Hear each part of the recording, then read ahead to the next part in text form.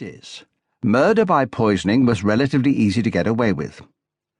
While it would be hard not to notice an arrow in the chest or a knife in the back, when death was due to a little antimony in a glass of sherry or arsenic in a cup of cocoa, it was a different matter.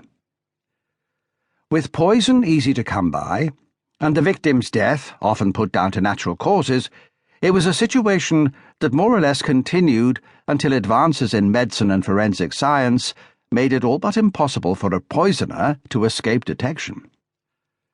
Poison, it is said, is primarily a woman's weapon. Certainly, it is the most secretive. Not for the poisoner, a lashing out with the poker or a shot to the heart. Murder by poison does not require energy or strength. In fact, it might require nothing more than stealth and trust. These qualities, along with a cool detachment, were owned in good measure by the attractive young widow Elizabeth Berry, a nurse who, over the bitter winter of 1886 and 1887, found notoriety, first in the northern town of Oldham, and then throughout the nation.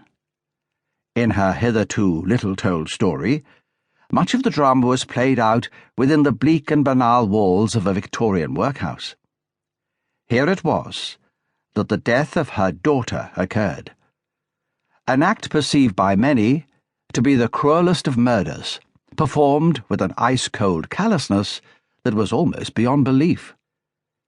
The tale that began to emerge of Elizabeth Berry's progress was, of course, meat and drink to the newspapers, and to some papers in particular. Telling her story would have been much more difficult for me without reference to the local Oldham papers, especially the Oldham Chronicle, the Oldham Evening Chronicle, and the Oldham Standard.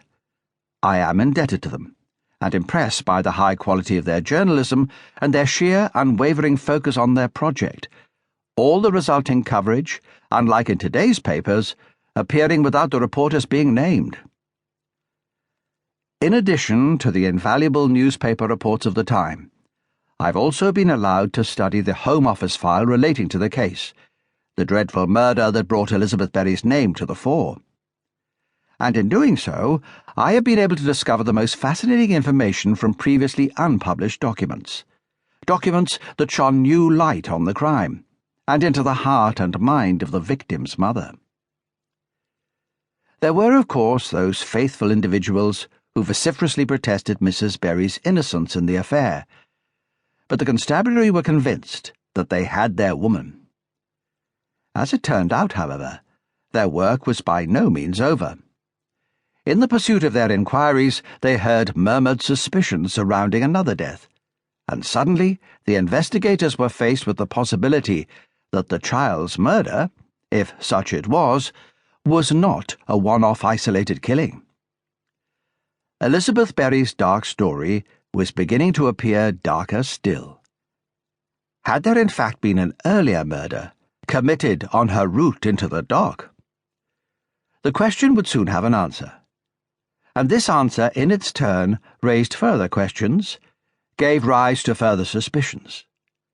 What, one feels compelled to ask, of those deaths that had occurred earlier, the deaths of those others in Mrs. Berry's immediate family, her loving husband, and her 2 other young children? These deaths, I discovered, had all been accepted as due to natural causes. But were they indeed? I do not believe so. My investigations have convinced me that although Elizabeth Berry was indicted for one single diabolical murder, she was, in fact, a cold-blooded serial killer of the cruellest kind.